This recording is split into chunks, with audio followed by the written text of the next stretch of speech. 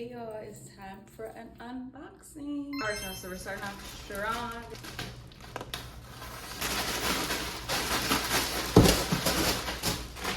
First up, blazer girly.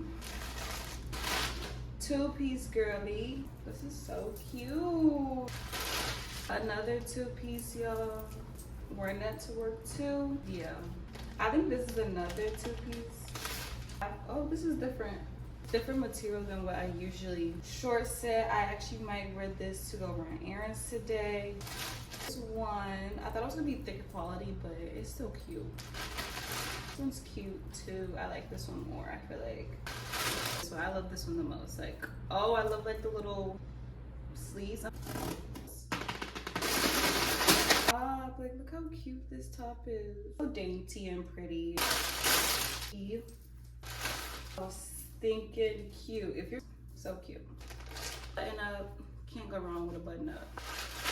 Cute top, like giving romanticize your life. There's some things that I already opened this week, but I haven't showed y'all. First are these pens. So many different colors. I got this from TikTok shop as well.